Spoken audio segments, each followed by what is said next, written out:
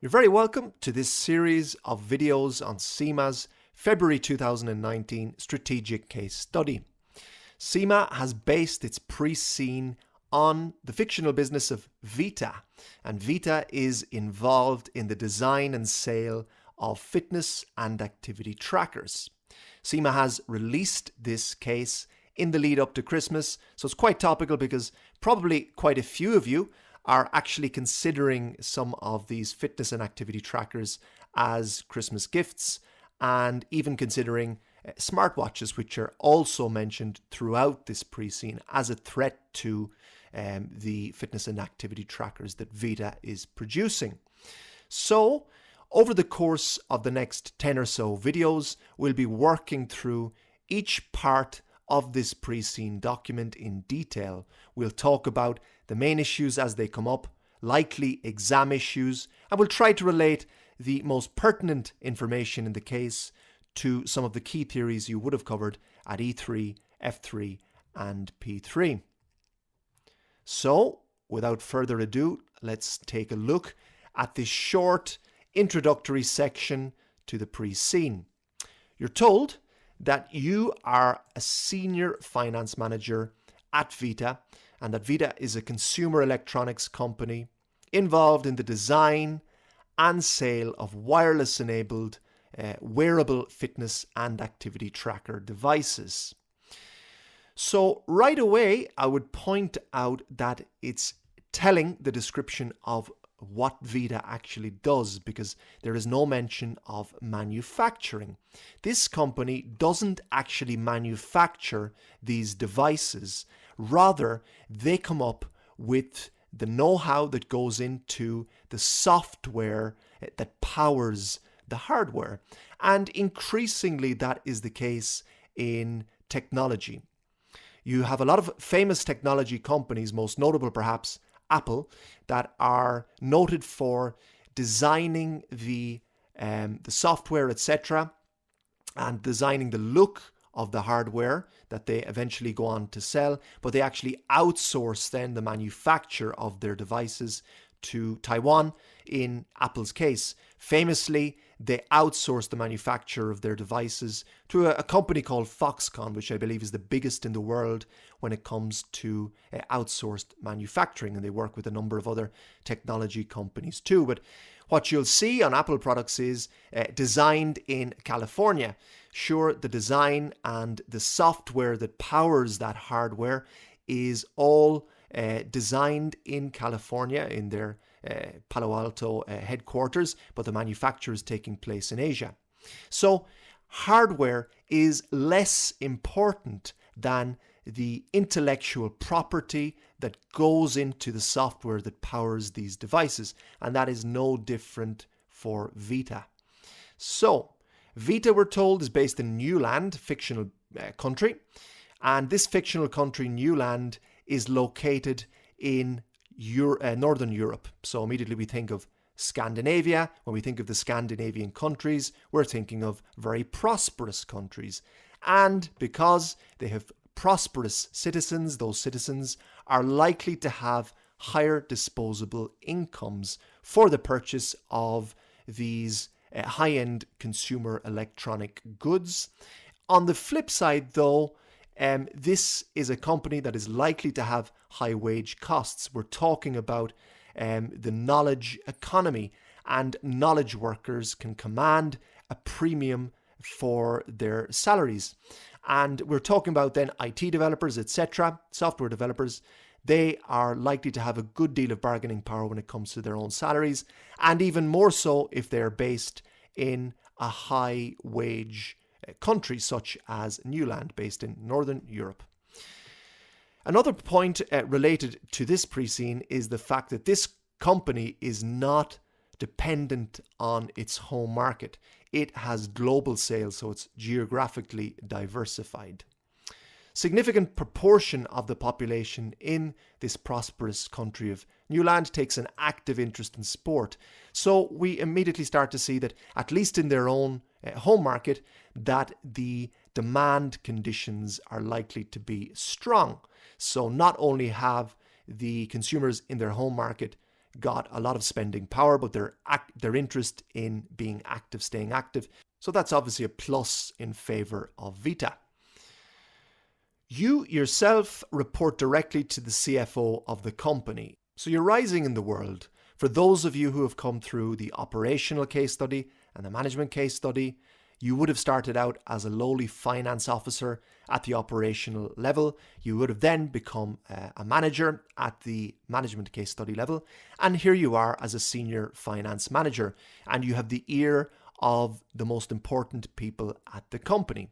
You'll be advising on special projects and strategic matters. And finally, in this introductory section, we're told that Newland has this currency of the N dollar, a fictional currency. That immediately leads us to think of exchange rate risks that a business like Vita might be exposed to. And as a company with cross-border transactions in the form of sales, in the form of payments to suppliers based in other parts of the world, such as Asia, they are going to need to manage exposure to exchange rate movements. There is discussion later on about hedging instruments, but actually there is a notable lack on the financial statements of this company when it comes to hedging instruments. Okay, let's discuss your role as a senior finance manager. So your outlook is going to change. Again, comparing it to what you're used to with the operational case study exam, the management level, your focus would have been on the short term in the operational case study. Your focus would have been on the medium term for the management level. And surprise, surprise, at this level, your focus is on the long term. So you're going to be asked to deal with issues of strategic importance with a long-term time horizon of perhaps 3 to 5 years. You're going to need to demonstrate strong people and leadership skills at this level. Technical skills have a much less important role to play at the strategic level compared to the earlier levels. And actually the 4 skills of technical skills, business skills, people skills, and leadership skills actually all get the same weighting at the strategic case study. So you're going to have to influence people in authority. You're going to have to influence the chief finance officer, perhaps the CEO of the company, etc. You want to make recommendations to them on matters of strategic importance. So you have to keep that in mind. So as well as that, you will be expected to understand the full context within which the business is operating. What are we talking about here? We're talking about the wider economy, the competitive environment, keeping key stakeholders in mind. That could be government, regulators, etc. The wider community, for example. All of that needs to be kept in mind. And the recommendations you make should make sense not just for your own business, but they should make sense in the context of this wider environment. So some of the key areas from your objective studies that would be covered typically in the strategic case study exam would relate to recommendation of strategic options, which comes from your E3 studies, consideration of risk and how you manage those risks and you try to mitigate those risks. And because we're talking about long-term commitments, we are talking also about getting the right finance in place for the long term. So securing adequate long-term funding, whether that's equity or debt, and the financial strategy of the business as it relates to dividend payments, investment decisions, etc. And this particular case is interesting from the dividend perspective, especially because this business, as we'll learn later on, has not been paying out any dividend. Instead, it has been retaining all of its earnings and reinvesting funds into the business for future growth. Over the next 2 pages, we'll be taking a look at the wider wearable technology market before considering some of the main trends in the fitness and activity tracker market. So the wearable technology market is a term used for electronics that can be worn on the body. We're talking here about wrist-based fitness and activity trackers, smartwatches, smart shoes, and clothing and virtual reality headsets. The focus of this pre-scene will relate to the wrist-based fitness and activity tracker segment of this market. But perhaps it's worth considering some of the other areas in this market as potential opportunities for a company like Vita to look at if they're looking to diversify their revenues, for example.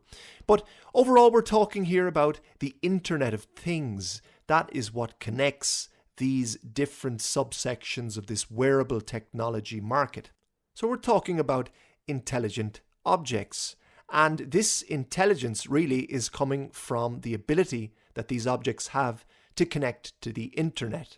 That means that they can be connected to other devices and there can be a seamless transfer of data between these devices, these objects, and the other devices. Most typically, it would involve, for example, with the fitness and activity trackers, communication between the fitness and activity tracker and an application which is based on a smartphone, for example. So with this internet connectivity, you have the ability to transfer data, to exchange data without human intervention. So it's done automatically, and that is obviously very convenient. So when this data is transferred, there can be detailed analysis of that data carried out, again, automatically.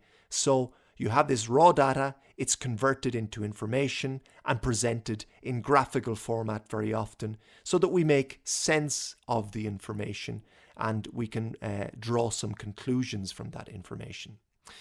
So a big driver of the Internet of Things and these connected devices is the growing popularity of mobile phones and the networks. This obviously means that for a company like Vita that is looking to sell into a multitude of markets, there is actually a need for fast, reliable internet connection in the markets into which it sells, because without that fast, reliable internet connection, then your fitness and activity tracker isn't going to work as well. The seamless connectivity between your tracker and a mobile phone, for example, just won't be available if internet connectivity is a problem in your home country. And again, I would refer here to Porter's Diamond, and we're talking about factor conditions in markets where the internet connectivity is not widespread and not reliable. The factor conditions would be poor and would affect the sale of wireless devices like fitness and activity trackers. Okay, so that's the wider wearable technology market. What about the wearable fitness and activity tracker market, which is the focus of this pre-scene? Well, here we're talking about devices that monitor and track activity-related metrics. These metrics come in the form of steps taken, distance walked and run, calories consumed, active minutes, and in more modern devices we see heart rate tracking and sleep quality monitoring as well. So these devices are becoming more and more powerful. They're giving us a wider range of metrics, and those metrics are becoming more accurate.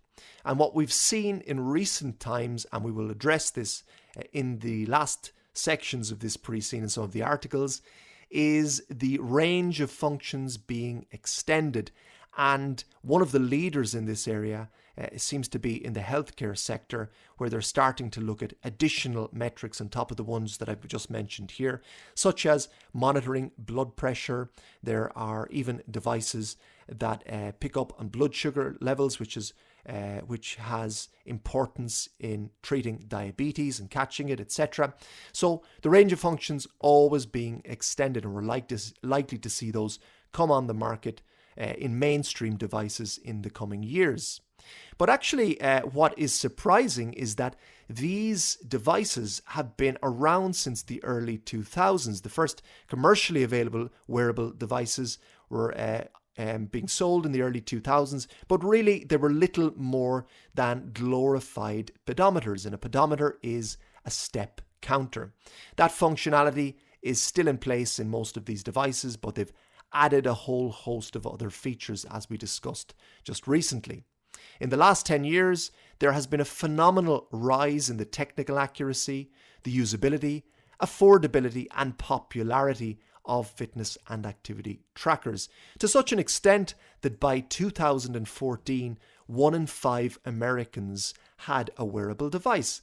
And that is 4 years ago, so we can assume that there is an even higher proportion of Americans, for example, with wearable devices now. So with technology, so often you find with these breakthroughs that there are entirely new product categories created. So the rewards for first movers in these spaces are immense. But on the flip side, you often have very high risks being taken by some of these companies, especially the ones that want to gain from first mover advantages because they're exploring brand new territory. They have to pump a lot of money into research and development. There are high sunk costs associated, and there is no guarantee that there will be a payoff at the end. But for the companies that do make it through, the rewards are immense.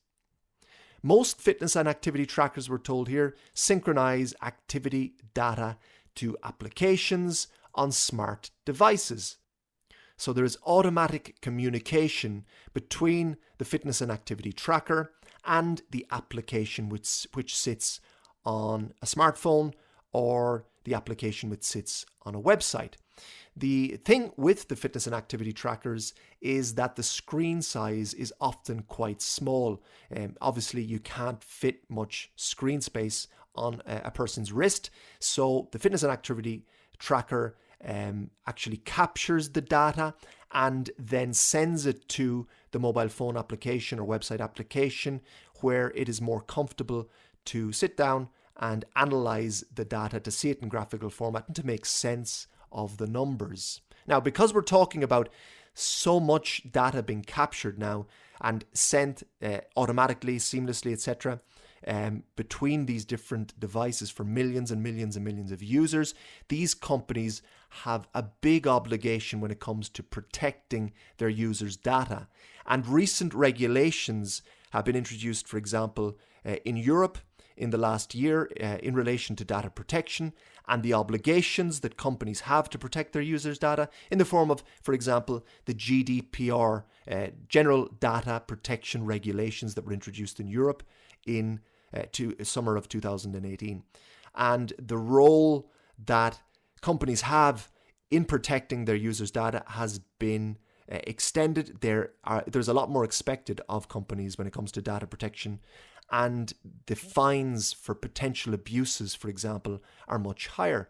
And we have seen in recent times the growing interest of regulators in companies like Facebook, which has been accused recently of massive data violations, and technology firms are coming under increasing pressure from regulators to protect their users' data, and that is likely as well to affect a company like Vita. So watch out for any potential abuses of their users' data and potential actions being taken by regulators. Activity data, we're told, is presented in a range of graphical formats. The idea here is to capture data, to convert it into information, and to make sense of the data, to present it in graphical format so that people can understand it and gain insight into their overall activity levels, their fitness progress, etc. And also, interestingly, in recent times, and we will see Vita is putting a big emphasis on this, there's a social dimension to wearing these devices and sharing your fitness information with the community, for example. And companies like Vita are trying to get people involved in these communities to make the experience all the more enjoyable and to create a sense of belonging for their users. This, of course, then would raise exit barriers, where you have a company like Vita with all of the information going back a number of months or years for one user. They would lose all of that data perhaps if they move off to a rival. As well as that, then there is a challenge aspect when it comes to sharing information on a community, for example, where you get to make sense of your own numbers, compare them to others, and compete. All of that makes exercise more fun, more challenging, and it has people coming back for more. We're told on the next page then that by the end of 2018, there were over 150 million active users of fitness and activity trackers throughout the world. Now, to put that number in context, the prediction is that by 2020, almost 75% of the global population would be connected by mobile phone. And given the fact that there are already 5 billion mobile phone devices out there being used, that gives you an idea as to just how much more could be done in the fitness and activity tracker segment. Because, as I've said before, fitness and activity trackers, they need smartphones to be paired up with them for the applications to sit on the smartphones to make sense of the data, etc. So that will give you an idea as to the amount of growth that could potentially be squeezed out. If you've got 150 million fitness trackers, you've got 5 billion plus mobile phones, there is plenty more to be done in this segment. So let's take a look at the key drivers of growth in recent years for the fitness and activity tracker market. There are three main reasons why fitness and activity trackers have become very popular in recent years. The first one relates to the rise of smartphones, and on these smartphones you have millions and millions of applications, and often these applications are given away free. I say free with inverted commas around them, but you can be sure that the research and development that goes into the creation of these applications is factored into the price being charged for the hardware devices that Vita is selling. So the idea with applications is that they are easily accessible via the Google Play Store or Apple's equivalent. And most of these applications are supported by the major operating systems, iOS for Apple, for example, and Android as well. So one of the big draws with applications, the most popular ones, is the design and ease of use. So they're two critical success factors when it comes to the popularity of applications. As well, one of the benefits of technology is that it keeps the cost of serving a wide audience down. So the variable costs of reaching an additional user, for example, for a company like Vita through these applications is practically zero or very, very close to zero. And obviously that facilitates the widespread of the downloads for the Vita application.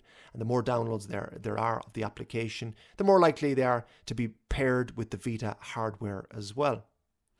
So the second big factor enhancing the sales of Vita's fitness and activity trackers and the fitness and activity trackers in the wider market is that organizations of various sorts, both private and public, have been promoting health and fitness awareness.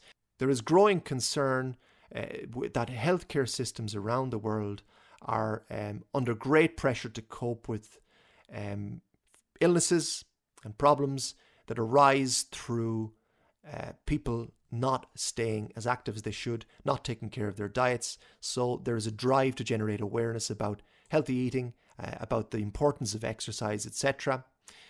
And this increasing awareness is obviously boosting the demand for fitness and activity trackers. So this is great for a company like Vita because it doesn't need to waste valuable resources actually marketing and pushing and promoting the need to be active, etc., to its potential buyers.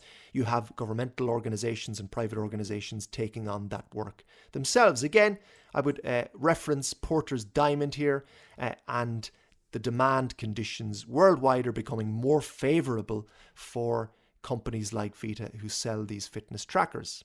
The third big driver of growth in this market is that the technology that's being used in fitness and activity trackers is becoming far more accurate and far more sophisticated. So these devices, they're more lightweight, even though they're packing in more functionality. They're becoming more user-friendly, and indeed they've come to be seen as a fashion accessory. In this way, you can appeal to both sports enthusiasts and the general public. And that is something that smartwatches especially are tapping into, and we'll talk about that in the next section.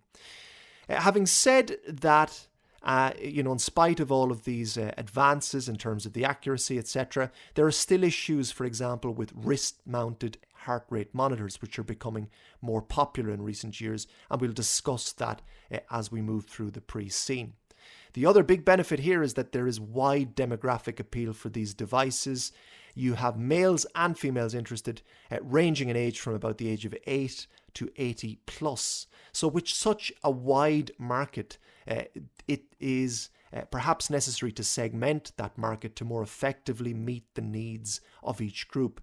It's for sure the case that an 8-year-old is not going to have the same kinds of needs as an 80-year-old, so segmentation would be a wise move. And we can see that with Vita. It's already starting to branch out. Its most recent product, for example, targets children. And the last part of this video will focus on smartwatches. Smartwatches are growing in popularity. They are more powerful than fitness and activity trackers due to the additional functionalities that they have. They connect to a user's phone through wireless technologies such as Bluetooth, Wi-Fi and GPS. There is an ability to allow users to read and respond to text, to see emails, and there are a host of wrist-based apps that are more powerful than the ones associated with fitness and activity trackers.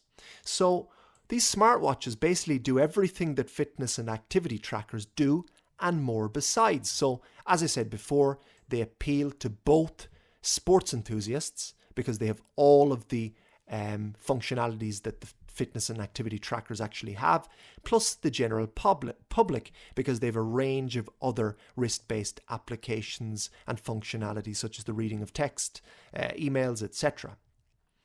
So as I said, these smartwatches typically include fitness tracking technology as standard. They're hybrid watches, and they also have become, as I said before, fashion accessories.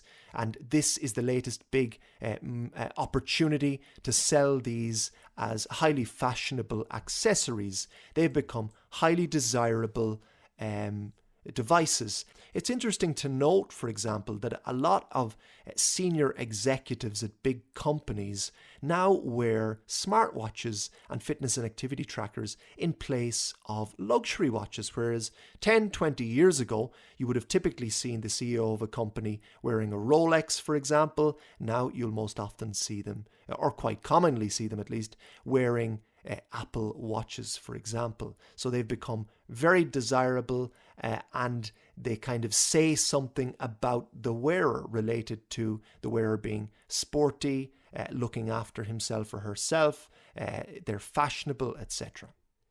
So the more advanced smartwatches as well, we're told, measure and monitor specific sporting activities. And here comes the market segmentation I was talking about earlier.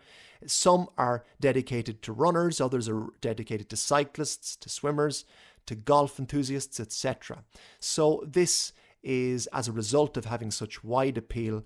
Now you have specialist smartwatch makers, which makes sense given the increasingly competitive landscape that these device makers are faced with.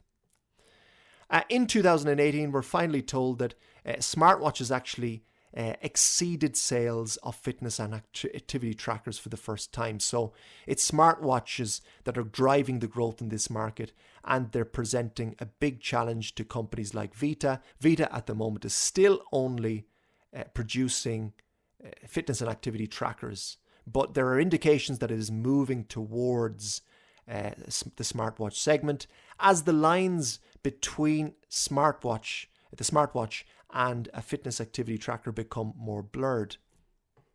And I just want to tie this video up with a quick look at the pest. So for Vita, for example, the political and legal considerations it needs to bear in mind would relate to the threat of litigation. We're dealing here with an industry with a lot of intellectual property, and the protection of that intellectual property is vital. You could have rivals stealing it. You could have Vita themselves perhaps getting into trouble for copying rivals' technologies, patents, etc. Government investment in broadband is going to be important, especially in the markets that are lagging behind, so that Vita's devices wouldn't sell as well in those markets because of poor internet connection. Economic factors would relate to inflation, exchange rates, which we've already discussed, interest rates, where if Vita was carrying a lot of debt, which it is not, but if it were to take on more debt, it would need to manage potential interest rate movements that could greatly increase the cost of serving that debt. And credit constraints, if for a company that is in a high growth sector like Vita wants to take on lending or wants to access funding for a big investment or acquisition, for example, are there hard or soft capital rationing considerations to bear in mind there? Societal factors would relate to some of what we've been discussing already. That is the growing awareness of the benefits of exercise being promoted by NGOs and private organizations as well, which is driving demand for fitness and activity trackers and smartwatches. And in the technological factors, we're talking here about an industry with constant disruptive change. The rewards, as I said before, are potentially huge, but there is a need to constantly innovate to stay one step ahead of competitors.